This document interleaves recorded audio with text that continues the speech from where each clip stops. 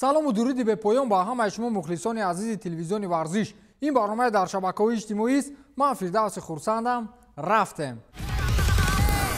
оғоз мекунем аз аввалин ҷоизаи Андреа Пирло ба ҳайси сармураббӣ ва чанд рекорди дигаре ки дар ҳамин бозӣ гузошта шуд. дастаи Ювентус ва Наполи дар Суперҷоми Италия миёни ҳам рақобат карданд ва қаҳрамони асосии ин бозӣ Криштиану Роналду гашт, ки дар дақиқаи 64 голи аввали дидорро ба самар расонид. хулас дар охирҳои бозӣ Алваро Марата як голи дигар заду бианконеро аз нуҳумин ҷоизаи Суперҷоми Италия истиқбол гирифтанд.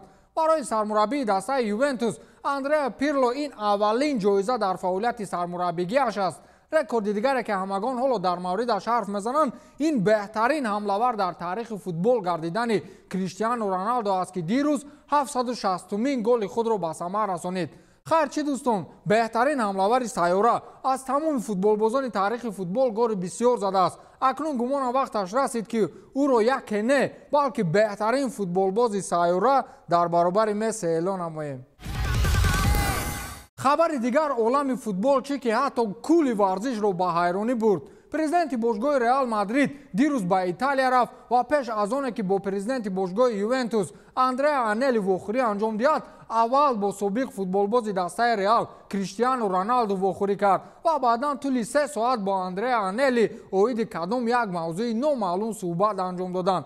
инро пойгоҳи хабарии Эл Чирингито расонаӣ кард ва унҷо то ҳол маълум нест ки раҳбарони бошгоҳҳо дар мавриди кадом мавзӯъ суҳбат намуданд, ки ин қадар ба қавле дароз кашид. чизи дигар ин аст ки дар ин суҳбати 3 соата Криштиану Роналду низ иштирок дошт ва журналистони Эл Чирингито ҳадс бар он мезананд, ки мавзӯи суҳбати онҳо дар мавриди баргашти Роналду ба Реал аст. чанде пеш Зинедин Зидан хоҳиши худро дар мавриди баргардонидани Португалӣ ба бошгоҳ гуфта буд ва мисле ки Перес ин навбат аз иҷрои хоҳишҳои Зидан даст намекашад ва ҳарчи амр бошад иҷрояш рӯи дида аст гуфта ба Италия рафт.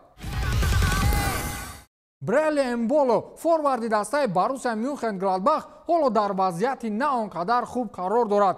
медонед ба сари ӯ чӣ бало омад? рӯзи 17 январ ба мақомоти полис шикоят бурданд, ки як гурӯҳ одамон меъёрҳои карантинро вайрон карда дар тарабхонаи Балдинезеи шаҳри Эссен шабнишинӣ ташкил карданд.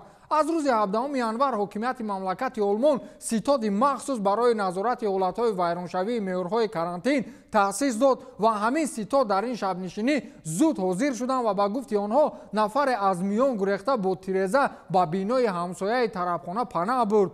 полисҳо зуд ба он хона рафтанд ва дохили он хона Брел Эмболо танҳо ҳузур дошт. ӯ гуфтааст, ки ин хона як дӯсти ман аст ва ман барои дидани туби баскетболӣ омадам. баъдан маълум гашт, ки воқеан ин хона хонаи як дӯсти Эмболо аст, аммо полисҳо ба он хотир ӯро гунаҳгор медонанд, ки дар хонае ки соҳибони хона нестанд чӣ гуна метавонад, ки Эмболо ба он ворид шавад. ва чизи дигар ин аст, ки полисҳо мушоҳида карданд, ки ӯ Эмболо аст. аз ин рӯ чанд рӯз аст Брел Эмболо дар вартаи кашмакашиҳои судӣ қарор дораду дастааш аллакай бидуни ӯ як бозиро муқобили дастаи Вердер бо муваффақият анҷом доданд.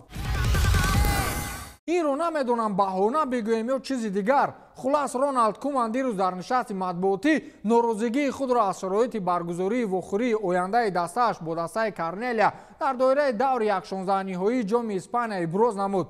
ҳоландӣ дар ин нишаст хеле асабӣ ба назар мерасид ва ба суолҳо гуфти кампирҳо сурху кабуд шуда ҷавоб медод. ин шояд ҳамон таъсири бохти дардовар дар Суперҷоми Испания аз ҷониби дастаи Атлетик бошад, ки ҳоло ҳам дохҳоеро дар фазои дохилии бошгоҳи каталонӣ боқӣ гузоштааст.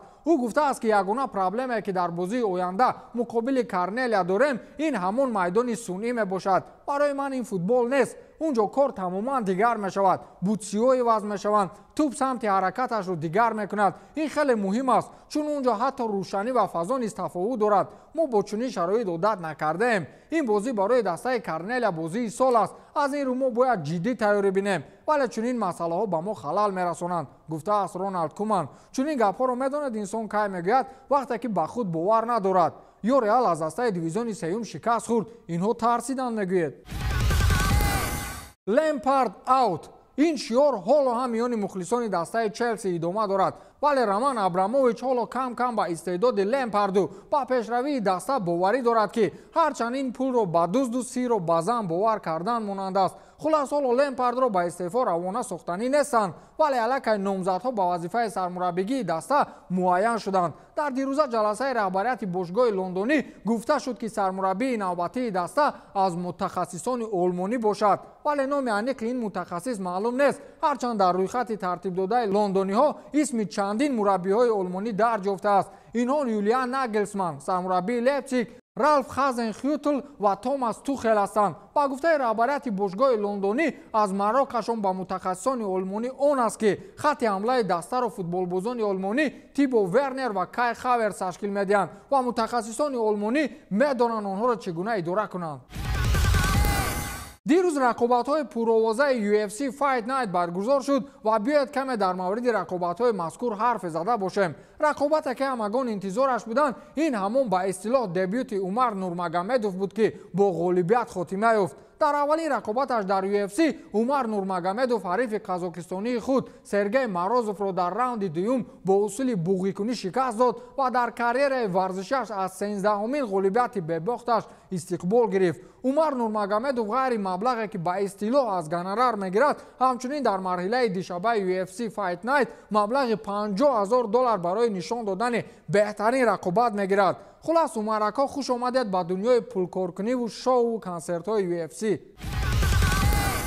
رسانه‌های اطلاعاتی با قول تلخی مخلصان را امروز کفاندند، مخصوصا رسانه‌های روسی که برای پیدا کردن خواننده سرلوحه‌های عجیب می‌ماندند. خلاص امروز سرخط رسانه‌های اطلاعاتی این موضوع قریب روبرو شدن کانور مکگرگور با رقیب اصلی و اصولیش حبیب نورمگامدوف بود. در جزیره محاربوی در ابودابی قریب بود کانور و حبیب با هم برخورد نمایند و با گفته رسانه‌ها شاید ما پیش از رقابت‌های UFC 257 شاهد بهترین رقابت غیر رسمی می‌شدیم. در یک نوار رسانه‌ای شده دیده می‌شود که کانور وقتی به مهمانخانه می‌دراید همگی پس از 30 ثانیه حبیب با گروه خود از در مهمانخانه وارد می‌شود. سر و صداها در مورد دست به گریبان شدن حبیب و کانور چند پیش در نشست مطبوعاتی دینا وایت بررسی شده بود و دینا گفته بود که ما کوشش میکنیم تا کانور و حبیب روبرو نزنند چون این شاید آنقدر پیامد خوب نداشته باشد. از این رو همه انتظار واخوری دور از گر دستان UFC بودند ولی همین 30 ثانیه سبب شد که ما از بهترین واخوری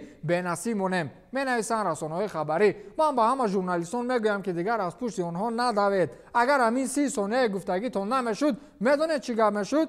هیچی، یک سلام میکردند و میگذشتند و همین تمام. تا دیدار، خیر.